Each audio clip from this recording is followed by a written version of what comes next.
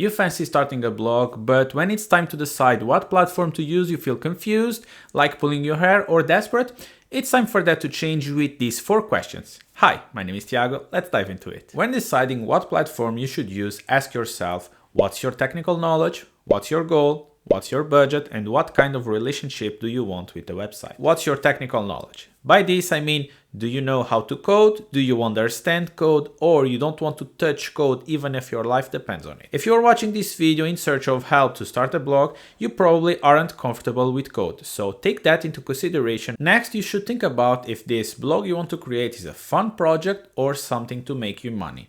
If the goal is to make money, you can do it with advertisements, selling memberships, selling digital products, or a combination of the 3. Also, consider a budget to align with your goals. To give you an idea, it's becoming normal for a blog to cost more than $50 per year if you don't know how to code. If you don't have too much money, you build a website using time and effort. But if you lack time and knowledge, money helps to use friendlier tools. The last question you have to think about is if you want to build a website and do maintenance. Your options are 1. Do everything yourself, including building and maintaining the website. Option 2, you have some things done for you and you do others. For example, you pay someone to build a website and you take care of maintenance. Option 3 is paying to have everything done for you.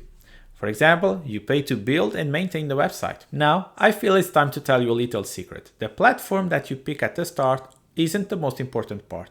Your effort and content are what matters more. Even if you pick a platform that isn't the best, you can change to another one later. The goal is to start now with something that fits your knowledge and your budget, then adapt later.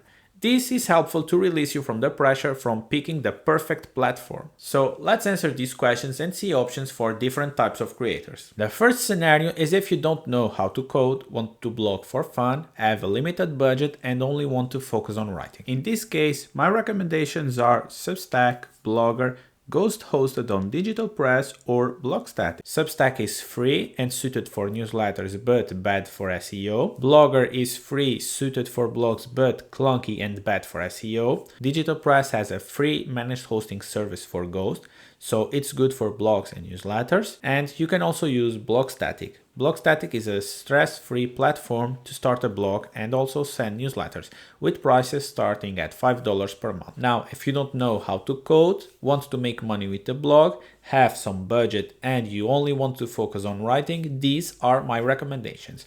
Option 1 is Ghost CMS with managed hosting. This is the best option to make money with memberships and prices start at $9 per month. Next, I recommend WordPress with managed hosting for budget of more than $500 per year. I am recommending WordPress with this higher budget so you can pay for managed hosting and developers to help with the site.